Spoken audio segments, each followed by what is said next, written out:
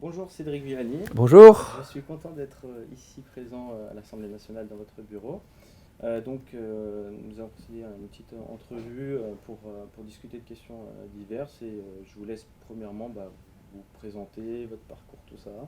Pourquoi avoir fait le choix de la carrière politique quand on est mathématicien, physicien, qu'on est chercheur, euh, qu'on essaye de trouver des choses dans le domaine scientifique et non dans le domaine social, politique, tout ça.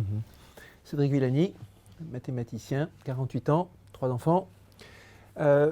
J'ai commencé par un parcours de scientifique made in France. On sait bien que la mathématique est la discipline reine en France et c'est la discipline dans laquelle la France a le plus d'impact dans le monde. Je suis passé par classe préparatoire, école normale supérieure avant de me lancer en recherche. Dans un domaine qui est la théorie mathématique des gaz, des plasmas et un mélange de probabilité, géométrie, équations dérivées partielles, statistiques et questions telles que les retours vers l'équilibre dans la matière hors équilibre, la structure atomique du monde, mais aussi la planification des transformations. Tout ça, c'est des sujets que j'ai abordés dans ma recherche. Carrière internationale à travers l'Europe, les États-Unis, l'Amérique en général, l'Asie, professeur invité à Princeton, Atlanta et Berkeley. Et puis, alors invité un peu partout, mais Princeton, Berkeley et Atlanta, c'est les endroits dans lesquels j'ai été invité pour des longues durées. À chaque fois où j'ai passé 6 mois, avec des cours à donner aux étudiants sur place, avec des programmes de recherche dans lesquels j'étais intégré. Et puis un jour, mes travaux m'ont valu la médaille Fields, c'était en 2010, 19 août 2010 très précisément, c'était le moment où la médaille a été annoncée.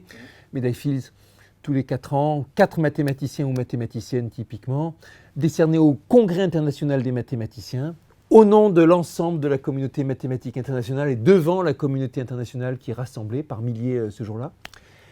Toujours moins de 40 ans, donc c'est une très très forte contrainte. Je l'ai eu en 2010, c'était la dernière année où je pouvais l'avoir, parce que ça revient tous les 4 ans. Et ça a été le début, c'est là que ça a été le début d'une carrière de scientifique très engagée dans la société. C'est votre question, comment on y arrive ? Je dirais que je baigne dans un environnement à Lyon où un professeur à l'école normale supérieure de Lyon, où il était considéré comme naturel de s'investir beaucoup en société, des exposés grand public, des conférences, des exposés dans les lycées, dans les collèges, où je me suis retrouvé assez naturellement engagé, après la médaille Fields, dans plein d'activités, des associations, directeur d'instituts, fondateur de ciné-clubs, engagé en le ciné-club qui s'appelle l'Univers Convergent. Je ne sais pas s'il continuera maintenant, je ne peux plus m'en occuper, mais pendant quelques saisons, chaque année avec des gens comme Jean-Philippe Uzan de l'Institut d'astrophysique de Paris, et Quentin Lazarotto qui est un cinéaste, et Isabelle Gibalardi, la patronne du Grand Action. Donc on avait au Grand Action, c'était 6 séances l'an, hein, on se retrouvait genre, je ne sais plus, chaque première semaine du mois ou quelque chose comme ça, pour commenter un film. Donc le film passait, un film d'auteur, mais qui amenait une thématique qu'on abordait de façon scientifique en débat. Par exemple, quand on passait Gravity, on a invité un ancien astronaute, un spécialiste de science-fiction, etc. Et à chaque fois, on trouvait, ou quand on a passé la grotte des rêves perdus de Werner Herzog, qui parle de la grotte de... j'ai oublié le nom, c'est pas Lascaux, c'est l'autre grotte très très célèbre. Non, on la retrouvera facilement avec un petit coup d'aide mémoire. Voilà, un petit coup d'intelligence artificielle. On en parlera après. Voilà, c'est la grotte Chauvet.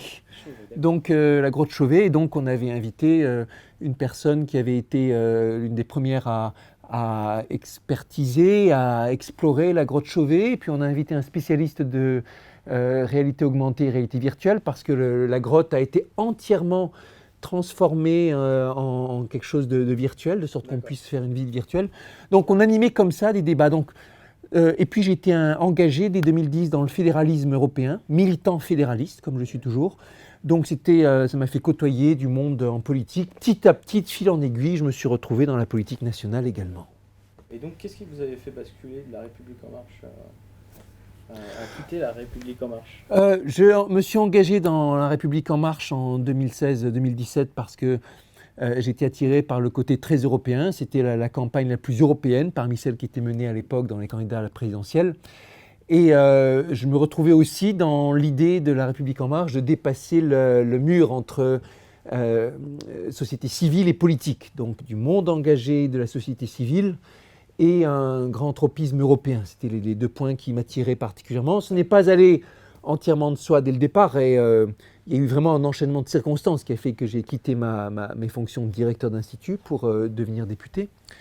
Et plus tard, il y a eu un enchaînement de causes aussi qui m'ont amené à quitter La République En Marche. Il y a eu des mauvaises, des bonnes raisons et le fait que je me suis retrouvé dans un conflit sur l'investiture des élections. Il y a eu le fait aussi d'élections parisiennes. Il y a aussi le fait que je ne me retrouvais pas dans le programme et dans les rendez-vous. Et ça a été particulièrement visible ensuite quand on a vu que sur des sujets très sensibles par rapport à la transition environnementale, sujet des pesticides, sujet de la cause animale, sujet climat, systématiquement le gouvernement et le groupe majoritaire n'étaient pas au rendez-vous de ce que j'attendais. Et c'est sans regret que je me suis retrouvé dès le printemps 2020 dans le nouveau groupe Écologie, Démocratie, Solidarité, groupe portant une voix écologiste, démocratique et solidaire à l'Assemblée nationale, que j'ai fondé donc avec des gens comme Mathieu Orphelin, Hubert-Julien Laferrière, Émilie Cariou, Delphine Batho et d'autres. La plupart venant de La République En Marche, mais Delphine Batho, elle, venant du PS et elle déçue par le Parti Socialiste.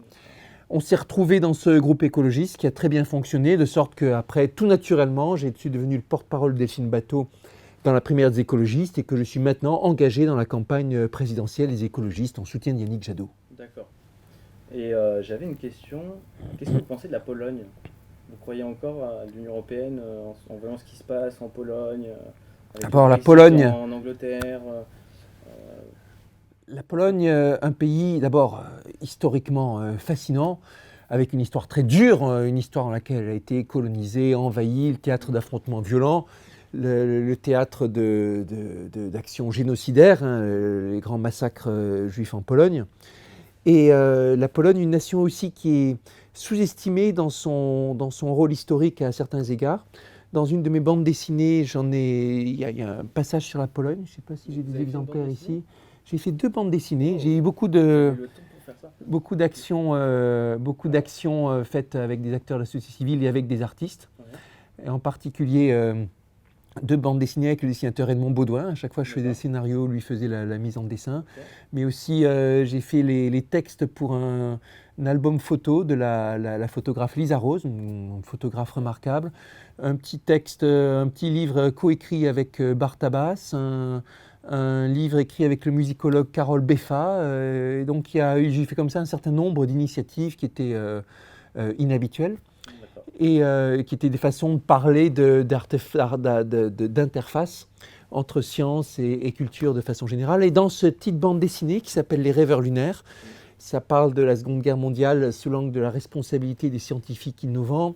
Ça parle derrière les coulisses de la réalisation de la bombe atomique ou du décryptage des codes secrets. Il y a des gens comme Alan Turing qui sont les héros, ou Léo Szilard, ou Werner Heisenberg, ou Hugh Dowding. Et on parle de la Pologne et je rappelle combien elle a joué un rôle important dans le décryptage des codes nazis pendant la Seconde Guerre mondiale. Les mathématiciens polonais ont cassé la version standard, je dirais, des codes utilisés par les nazis. Et après, pour la version élaborée qui était utilisée pour les sous-marins, la version la plus complexe, là, ils n'y arrivaient pas. Et c'est Alan Turing et son équipe qui ont réussi à prendre le relais. Mais sans le travail, avec Enigma et tout ça. Mais sans le travail préliminaire de l'équipe polonaise, il ne serait rien passé sans doute.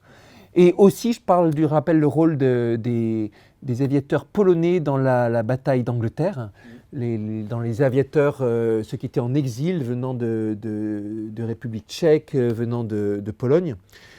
C'était parmi les meilleurs combattants dans ces opérations par lesquelles les flottes de chasseurs britanniques ont réussi à arrêter l'invasion allemande. Donc, une grande histoire qui a vraiment contribué à faire l'Europe telle qu'on la connaît. Alors maintenant, comme vous le dites bien, c'est un peu très dur de voir le gouvernement conservateur polonais avec des attaques contre les droits des minorités, Pologne et Hongrie, on a vu ces derniers temps des attaques contre le droit à l'avortement, des attaques contre les droits des personnes LGBT et systématiquement des prises de position populistes très inquiétantes. Et mon opinion, c'est que c'est quelque chose qui passera. C'est quelque chose dans lequel la Pologne reviendra dans le cœur démocratique de l'Europe. Et pour l'instant, il faut trouver la bonne façon d'agir au niveau de l'Union européenne entre fermeté et tolérance vis-à-vis de ces pays. On le voit d'ailleurs comme c'est extrêmement dur les relations entre la Pologne et la Biélorussie, la façon que l'Europe doit avoir d'aborder le problème des migrants instrumentalisés par la Biélorussie pour frapper aux portes de la Pologne. Et même malgré ces exemples difficiles, je reste fondamentalement fédéraliste, convaincu dans mon cœur que l'avenir de l'Europe passe par une solution politique davantage intégrée, où aussi l'Europe est capable de parler directement aux citoyens. Et où, en Pologne, on ne parle pas seulement de politique nationale, mais aussi de politique européenne, ou en France, on ne parle pas seulement de politique nationale, mais aussi de politique européenne. Et quand je dis ça, je dis, certes, on parle d'Europe de temps en temps, ce n'est pas un sujet qui s'invite tous les jours. Qui, parmi nos concitoyens, a déjà entendu ne serait-ce que quelques minutes de discours de la présidente de la Commission européenne ? Pas grand monde. C'est ça qu'il faudrait faire. Je pense qu'il faudrait élever un peu le rôle du président de l'Union européenne. Élever le rôle, absolument, ou le faire descendre, le ramener proche. Absolument. C'est la meilleure chose, mais... Absolument. Que serait imaginer les États-Unis dans lesquels les citoyens entendraient seulement les discours de leur gouverneur et jamais le discours du président des États-Unis ? C'est assez bien structuré là-bas.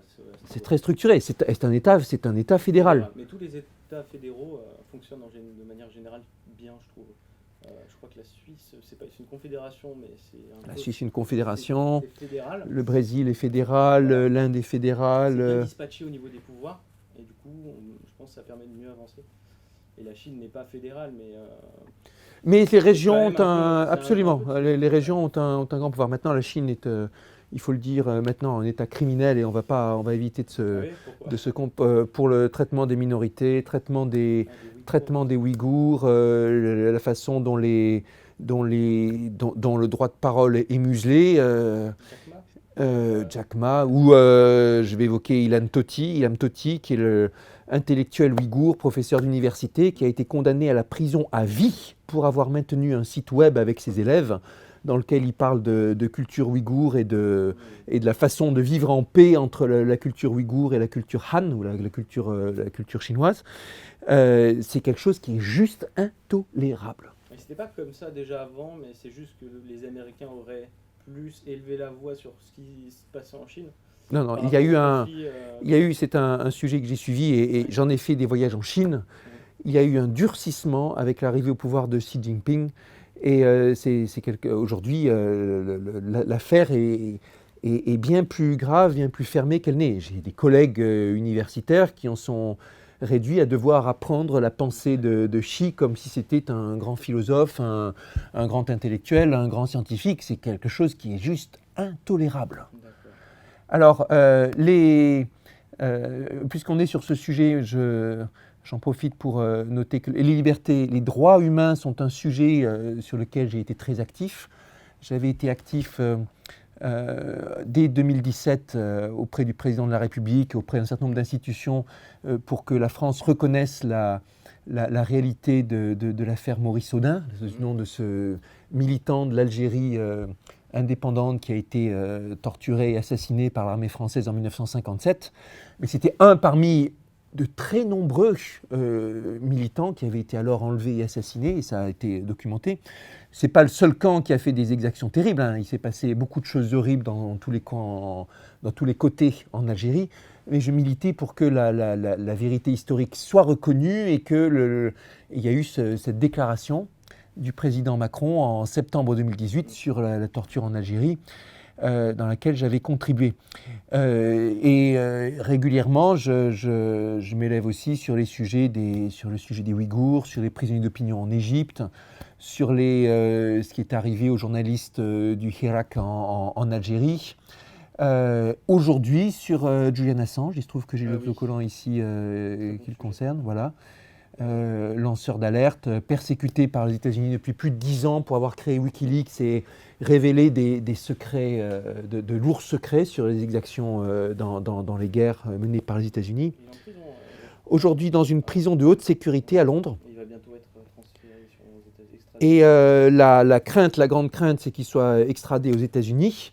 Les États-Unis l'ont demandé. Les États-Unis utilisent tous les ressorts possibles d'influence et politique pour que ce soit le cas, où il risque 175 ans de prison pour avoir exécuté son métier de journaliste. Parce que ce qu'on lui reproche, il est déjà prisonnier. Ça fait maintenant plus de 10 ans qu'il est en fait reclus pour échapper à cela. Et c'est quelque chose, ça fait partie de ces combats dans un contexte où globalement à travers le monde, il y a un recul des droits humains. Et qu'est-ce que la France essaye d'agir là-dessus pour essayer de sauver la situation, ou le Brexit casse vraiment le...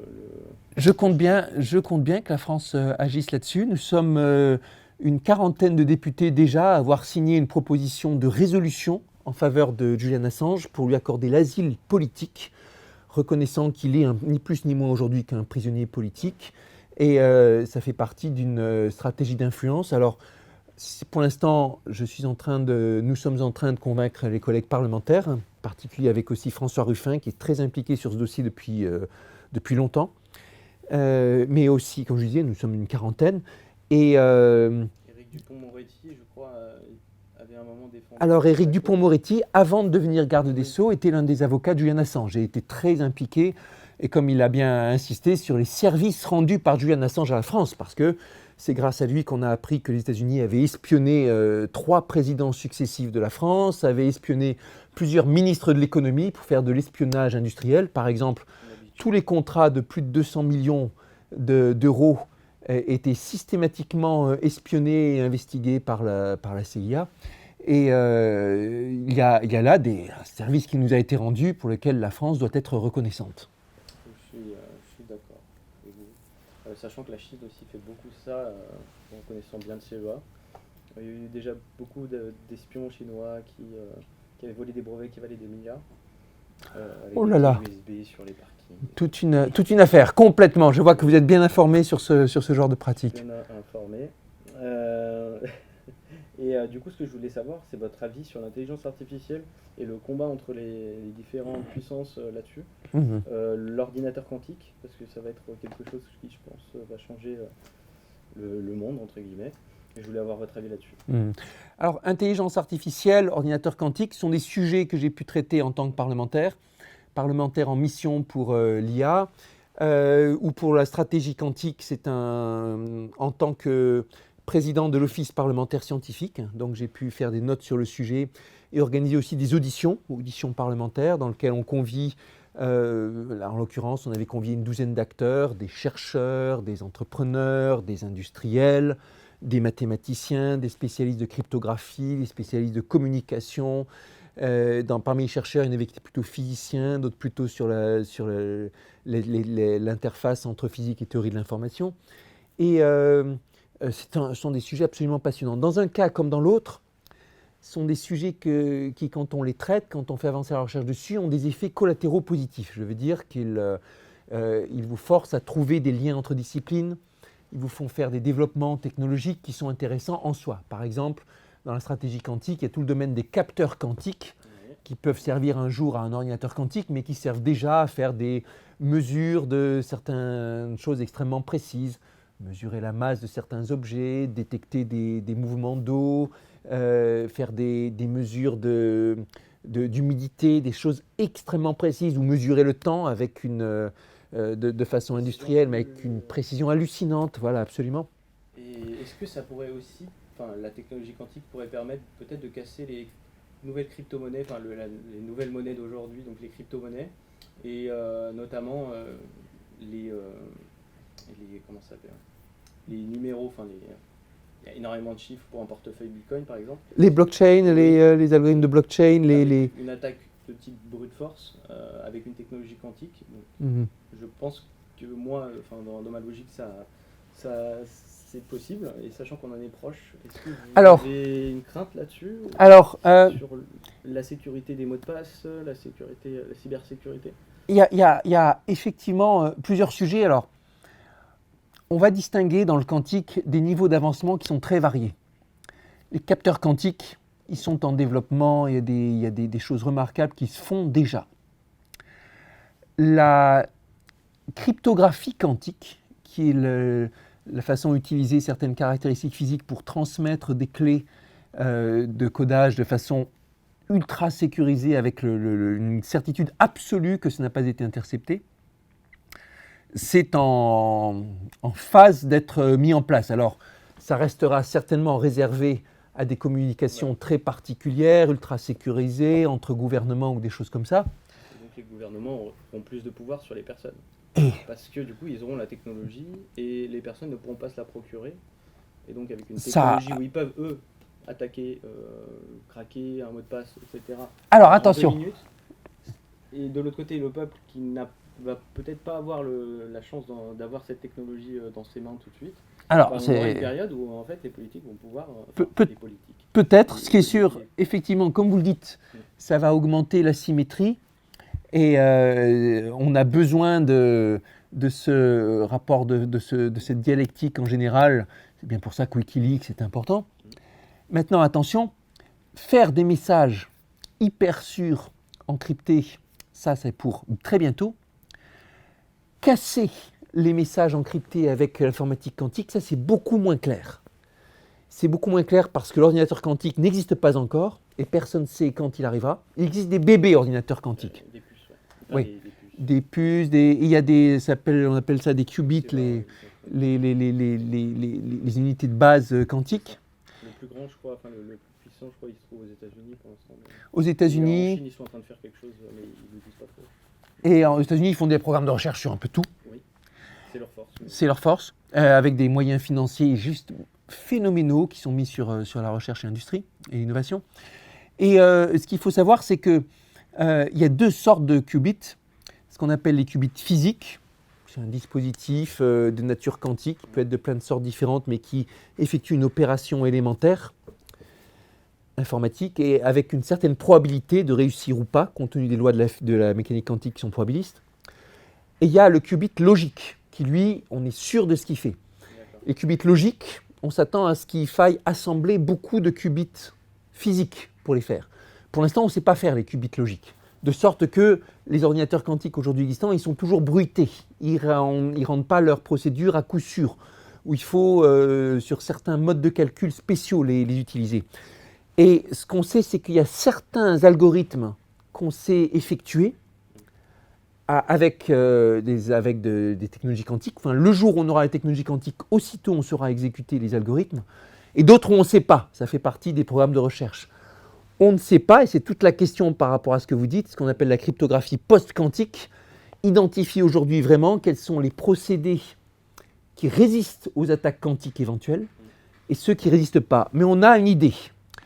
On pense que les protocoles actuellement existants sur une bonne partie d'Internet pourront être craqués par un ordinateur quantique. Et on a des idées aussi assez fortes sur les protocoles qui, eux, seraient sûrs et pourront résister. Et on sait que c'est en gros maintenant qu'il faut s'y mettre pour changer les protocoles, pour être sûr que l'Internet soit sécurisé d'ici qu'arrivent les ordinateurs quantiques efficaces. Probablement pas avant une dizaine d'années. Et quand je dis pas avant une dizaine d'années, c'est peut-être 20, peut-être 30 ans. Hein. C'est vraiment ce niveau d'incertitude. La cryptographie quantique arrivera longtemps avant les ordinateurs quantiques, certainement. D'accord. Et donc, c'est exactement ce genre de sujet, hein, ces questions prospectives que vous posez, qu'on étudie à l'Office parlementaire scientifique. On fait des auditions qui sont publiques et dans laquelle même, on donne au public la possibilité de poser des questions. Ils nous posent des questions sur une plateforme Internet, on les récupère. Moi, en tant que parlementaire, je reprends la question qui est formulée, de sorte que le citoyen qui a posé la question peut entendre quelle est la réponse qui est donnée, soit par les chercheurs, soit par les techniciens qu'on interroge. Ok. Et je vais faire un scénario. Vous me direz si c'est possible ou pas. Le fait que, dans le futur, un président puisse commander ou diriger un pays à partir de simplement les choix d'un ordinateur qui prendra les décisions à sa place en fonction des risques, en fonction des calculs qu'il fait, en fonction de l'intelligence artificielle et des datas qui remontent. Est-ce que c'est déjà le cas? Est-ce que M. Macron, par exemple, en tant que président, un hypercalculateur ou une sorte de logiciel, je sais qu'il a utilisé des logiciels pour sa campagne, mais à but démographique et... des logiciels d'analyse électorale Voilà, d'analyse électorale assez puissants qu'utilisent plusieurs partis écologistes d'ailleurs, et qui fonctionnent bien en Allemagne. Et d'ailleurs, ça a sûrement contribué. Et ce que je me dis, c'est est-ce qu'à l'arrivée au pouvoir un jour, un ordinateur décidera de tout, et au final, le président ne sera que la poupée ou du spectacle, en fait, de la communication. Alors, ce qui pourrait déjà être le cas. De l'analyse étayée par logiciel, par ordinateur, pour détecter dans les signaux des choses intéressantes et tout ça, ça se fait aujourd'hui déjà dans beaucoup d'agences d'information et d'agences étatiques dans le monde. Des tableaux de bord qui permettent par exemple à une équipe municipale d'avoir une vision sur l'ensemble de leur ville, d'avoir un résumé de où est-ce qu'il y a des embouteillages, où est-ce qu'il y a de la demande, où est-ce qu'il y a des flux de voyageurs, où est-ce qu'il y a, et en temps réel, et où est-ce qu'il y a besoin d'intervenir de façon sécurisée, etc. Ça se fait déjà. Un logiciel prêt à prendre des décisions pour un pays ou pour une entreprise, on en est très loin.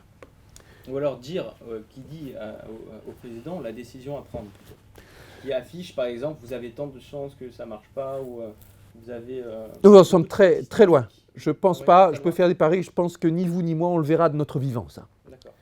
Parce que quand on est sur l'espace des décisions politiques, l'espace des possibles mouvements de foule, on est sur un espace des possibles qui est tellement gigantesque, un ensemble de règles qui est tellement mal délimité que la réponse ou la proposition faite par un logiciel pourra jamais être bien comme il faut, explorer suffisamment des possibles. Là où les logiciels sont très très bons, c'est quand l'espace des joueurs, l'espace des possibles est bien connu. Si dans une ville qu'on a déjà cartographiée, ou si c'est dans un jeu avec des règles précises, un jeu de Go, un jeu de Fortnite, un jeu à plusieurs joueurs ou qui sait quoi, genre de jeu par ordinateur, là, les logiciels arrivent toujours à surpasser les humains et... un jeu d'échecs de très très loin. Le jeu d'échecs... Il n'y a pas longtemps, il y a quelqu'un qui avait réussi. Non. Très loin. De très très loin aujourd'hui, l'ordinateur surpasse l'humain aux échecs et à peu près tout le jeu de société, que ce soit le jeu de Go, le jeu de dames. Sur toutes ces choses-là, l'ordinateur est absolument imbattable et il vous conseillera sur le meilleur coup à prendre, mieux que n'importe quel humain. Là, il y a aujourd'hui plus de doute. C'est un débat qui a fait rage à un moment de façon spectaculaire sur le jeu de Go, qui est un jeu très très dur à prédire, un jeu dans lequel les meilleurs joueurs de Go eux-mêmes savent souvent pas trop expliquer pourquoi ils font tel ou tel coup. Mais aujourd'hui, les algorithmes d'intelligence artificielle de DeepMind, société britannique, maintenant en grande partie récupérée par Google, ces algorithmes-là, à coup d'apprentissage par exploration, en simulant des parties, en apprenant à jouer contre soi-même, avec tout un ensemble de façons malignes d'apprendre à jouer, se sont hissés à un niveau qui est très au-dessus des meilleurs humains qui ont jamais joué au Go. C'est quelque chose de spectaculaire. Ils ont même trouvé des nouvelles stratégies. Il y a certains des coups trouvés par la machine. Quand ils ont été joués, les meilleurs experts, voyant ça, ont cru que c'était une erreur, tellement c'était non orthodoxe. En disant, voilà, il s'est planté, c'est pas possible, il fallait jouer sur la 5e ligne et pas sur la 4e. Mais non, en fait, il fallait jouer sur la 4e et c'était un coup magnifique, magistral dans cette configuration. Donc il a fallu du temps même pour que les humains comprennent les nouvelles pistes stratégiques que ça pouvait ouvrir. Ce n'est pas de l'intelligence pour autant, hein. Il y a zéro intelligence dans l'intelligence artificielle aujourd'hui. D'ailleurs, c'est quoi pour vous l'intelligence ? Intelligence, c'est la faculté une certaine faculté de plasticité qui permet de s'adapter à un environnement, une situation changeante. Ça dépend de l'individu, mais ça dépend aussi du contexte. On peut être intelligent dans un environnement et stupide dans un autre, etc. Mais c'est quelque chose qui vient avec cette question de réaction adaptée face à une situation qui est pas habituelle. Et dans le cas qui nous occupe, par exemple, l'algorithme de Go a été inventif parce qu'il a trouvé des coups auxquels personne n'avait songé, mais il a été extraordinairement bourrin dans le sens où il a fallu pour cela réfléchir sur un temps qui, converti en années humaines, serait des milliards de milliards d'années, sans comparaison avec les temps dont nous disposons. Ouais, c'est sûr. Et maintenant, j'aimerais discuter d'écologie. Alors, qu'est-ce que vous pensez possible aujourd'hui? L'écologie, c'est le grand sujet d'aujourd'hui, le plus important, le plus dur, le plus inquiétant. Vous avez vu Thomas Pesquet avec... J'ai vu Thomas Pesquet avec ses... Il y avait des incendies visibles de l'espace. Et bon, c'est vrai que ça fait un peu peur. On devient tous écolophobes. Non, je ne sais pas comment dire. Alors, on dit éco-anxiété. Parfois, on parle de solastalgie pour cette douleur qui vient de ce qu'on pense à l'avenir et à la possible écroulement écologique. C'est le sujet le plus majeur, celui dont dépendra l'avenir de notre planète, l'avenir de nos enfants, avec une nouveauté dans la vision du monde qui est vraiment comme une nouveauté copernicienne, qui est la finitude des ressources et du monde. J'insiste, on sait depuis l'Antiquité grecque que la Terre est finie, et on savait même à la distance, hein, déjà Ératosthène, il y a quelque chose comme 2000 ans, savait que la Terre fait à peu près 40 000 km de tour de circonférence. Mais pour autant, la Terre nous apparaissait comme quelque chose d'infini, parce qu'on pouvait puiser de temps sans jamais voir la fin. Rien ne se perd, rien ne se crée, tout se transforme. Rien ne se perd, rien ne se crée, tout se transforme. C'est vrai aussi. Ça peut se perdre, mais dans l'espace. Ce qui est vrai, c'est que la thermodynamique, qui est une science implacable et celle qu'Einstein admirait le plus après la mathématique, nous enseigne que on ne revient jamais vers un état de basse entropie. On va toujours vers un état de haute entropie, de désordre élevé en un certain sens.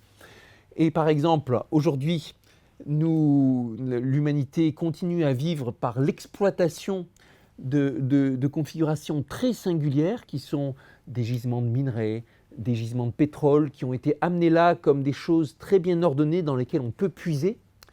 Du fait que et qui étaient rangés, si on peut dire, sous la surface de la Terre, du fait que nous les brûlons, que nous les utilisons, ils se retrouvent mélangés à l'ensemble et c'est impossible de les séparer. Alors, il y a des appareils qui font de la décarbonation, qui arrivent à extraire du CO2 de l'atmosphère, mais ils font ça à des doses infinitésimales. Et quand on regarde l'ordre de grandeur que ça permet de décarboner l'atmosphère, ça n'arrivera jamais à faire ce qu'il faudrait pour revenir en arrière dans les taux de carbone dans l'atmosphère. On peut modifier entre guillemets la météo comme quelques pays, comme Dubaï, la ville de Dubaï, je crois, ils font de la pluie artificielle. Ingénierie artificielle, absolument, avec des selles... C'est ça fascinant parce que en fait, ça peut répondre à plusieurs solutions, enfin plusieurs problèmes, des solutions à plusieurs problèmes. Et en même temps, pour l'écologie, c'est peut-être quelque chose de bien. Alors, ce que je pense, c'est que c'est peut-être bien, mais aussi potentiellement catastrophique. Premièrement, je joue un peu à l'apprenti sorcier là, on ne sait pas trop ce que ça peut changer sur le climat. Et la Terre en a qu'une, le climat en a qu'un. On a déjà suffisamment, dans une situation proche de la catastrophe, on n'a pas trop envie de jouer avec. Et deuxièmement, si on s'habitue à une telle situation en disant, par exemple, c'est la sécheresse, mais on a de la pluie artificielle qui compense, le jour où, pour une raison ou une autre, on doit arrêter l'utilisation de ces produits, peut-être c'est une question de pollution, peut-être c'est une question qu'on n'avait pas vue au départ, peut-être c'est une question de ressources industrielles qui font défaut, on se retrouve avec le même problème qu'on avait avant, mais sans doute aggravé, accru. C'est un problème de maintenir, comme si vous imaginez, la bonne image, c'est celle du drogué, parce qu'on est aujourd'hui drogué à l'énergie fossile, drogué à la consommation, mais drogué en tant que société, drogué à l'usage de l'énergie facile, de pétrole. Imaginez, vous êtes drogué à quelque chose et vous vous habituez à avoir la drogue et le contrepoison en même temps. Le jour où votre médecin n'arrive plus à vous approvisionner en contrepoison, vous vous retrouvez dans une situation complètement désespérée. Et c'est un peu ça l'image qui me vient à l'esprit pour parler de cette géo-ingénierie, comme on l'appelle parfois.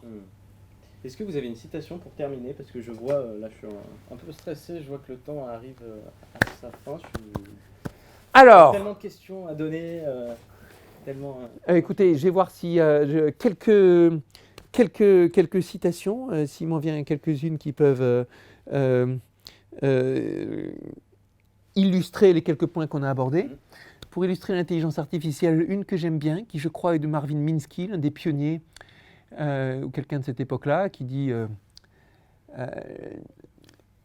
dès que ça commence à marcher, on cesse de l'appeler intelligence artificielle. Voulant dire par là que ce qu'on appelle intelligence artificielle, c'est toujours les algorithmes qui sont en phase de développement sur une phase critique et qu'à partir du moment où on s'y est habitué, comme par exemple la traduction automatique ou les algorithmes qui nous permettent d'aller du point A au point B, les Waze ou Google Maps ou autres, quand on sait ça, c'est de l'intelligence artificielle, mais on s'y est habitué et on y pense de façon naturelle, comme si c'était quelque chose d'acquis. Et puis, qu'est-ce que je vais vous donner comme autre citation? Une sur l'écologie. Allez. Ah, sur l'écologie. Partons. Puis après, vous montrerez votre BD. Ouais, on va la trouver, je vais la montrer. Alors, une sur l'écologie, citation d'un grand baron de l'industrie suédois, je ne sais plus, c'est le PDG, son nom m'échappe là, mais c'était le PDG d'une grande boîte. Non, dans l'énergie, genre exploration, utilisation d'énergie et tout ça. Et citation, le communisme s'est effondré parce qu'il était incapable de prédire la réalité, de dire la réalité des coûts. Le capitalisme pourrait bien s'effondrer parce qu'il est incapable de dire la réalité des empreintes écologiques. Parce que quand vous achetez votre litre de pétrole, il coûte rien du tout, absolument rien, un prix absolument dérisoire par rapport à la somme d'énergie extraordinaire qu'il y a dedans, donc par rapport à l'impact qu'il peut avoir sur l'industrie et par rapport aussi à l'impact négatif qu'il peut avoir sur le climat et sur le reste. Et tous les grands enjeux de la transformation écologique, c'est de faire en sorte que nous consommions en tant que société, que nous payions des prix qui soient en rapport avec l'empreinte écologique. Et donc, on se bride sur bien des aspects quand il y a des choses qui sont trop faciles à exploiter. C'est tellement facile de raser une forêt pour y mettre de l'élevage. C'est tellement facile de piocher dans nos réserves de charbon pour faire de l'électricité. Mais c'est un désastre. Et donc se brider sur certains usages et sur d'autres usages, payer davantage quand les faits sont là. Par exemple, c'est absolument anormal que sur des milliers de kilomètres, un voyage en avion coûte moins cher qu'un voyage en train. Alors que le voyage en train est écologiquement beaucoup plus vertueux que le voyage en avion. Donc il y a tout ça dans cette citation qui parle du capitalisme qui pourrait s'effondrer s'il n'arrive pas à dire la réalité du coût écologique. Et c'est un industriel qui dit ça. Le fait que aussi il y a des choses qui se transportent d'un pays à 10 000 km juste pour peut-être pour une brosse à cheveux, j'en sais rien. On fait venir quelque chose, des bateaux, tout ça. Ça, je trouve, ça serait beaucoup plus intelligent de tout remettre vraiment des circuits courts. Ça ferait ça ferait une énorme différence. Et puis pour l'énergie, vous êtes plus nucléaire. Je sais que pour moi éolien, tout ce qui est éolienne, pour l'instant énergie renouvelable, il y a très peu, à part les panneaux solaires, que je pense bien. Les éoliennes, j'ai pas vu que ça rapportait énormément d'énergie par rapport aux coûts et les matériaux rares qui... Alors, l'affaire est bien plus subtile qu'il n'y paraît. Moi-même, j'ai fait évoluer mon jugement au fur et à mesure des lectures, des avancées et d'autres choses. Il y a un travail solide sur les questions énergétiques qui est le travail réalisé par RTE récemment. Gros rapport fleuve, 600 pages. Vous pouvez vous contenter de regarder la version, le résumé d'une 60aine de pages qui est très bien fait. Et c'est un travail qui a été réalisé au terme de 2 années d'études à simuler toutes sortes de mix énergétiques réalisables à l'échelle française en fonction des mix énergétiques des pays voisins, en fonction de quelle proportion de nucléaire, quelle proportion d'éolien, quelle proportion de photovoltaïque, quelle proportion... Ça, c'est surtout le mix électrique qu'il a importé. Aujourd'hui, le mix électrique, c'est un quart du mix énergétique. Les trois quarts, c'est ça la principale urgence. Sortir du fossile et que sont charbon, gaz et pétrole. Et ça représente beaucoup de la partie non électrique de notre mix. Et donc, ce travail de RTE donne le choix entre 6 scénarios qu'il juge réalistes, certains avec plus de paris que d'autres, 3 avec nucléaire, 3 sans nucléaire, disons sans nouveau nucléaire, juste en prolongeant l'existant, soit jusqu'en 2050, soit jusqu'en 2060. Il y a des scénarios qui sont plus ou moins locaux, mais une grande conclusion de cette étude, c'est qu'il est impossible pour la France d'atteindre la neutralité carbone en 2050 si elle s'y est engagée, comme elle s'y est engagée, si elle n'augmente pas son parc d'éoliennes au minimum par un facteur 2, voire 3. Même dans la solution qui contient le plus de nucléaire possible, selon RTE, le plus de nucléaire que la France est capable de mettre sur pied d'ici à 2050, même dans ces scénarios-là, on a quand même besoin d'augmenter de façon très importante notre parc éolien et notre parc photovoltaïque aussi. Alors photovoltaïque, c'est genre x10 ou x20. Genre x10 avec le nucléaire ou x20 sans le nucléaire. Donc là, c'est un vrai travail sérieux dans lequel le coût est abordé. Je fais partie d'un groupe de travail à l'Académie des sciences sur les éoliennes. En fait, j'y vais là, juste après notre enregistrement, je vais le suivre. C'est un sujet extrêmement compliqué dans lequel il y a les questions d'efficacité, il y a les questions, les différentes technologies. Hein. Ce n'est pas pareil l'éolien terrestre, l'éolien maritime ou l'éolien flottant, celui qui serait sans doute le meilleur, à la fois le plus efficace et le plus vertueux. Avec la mer Non, c'est qu'il est posé loin des côtes, au lieu d'être arrimé au fond de la mer.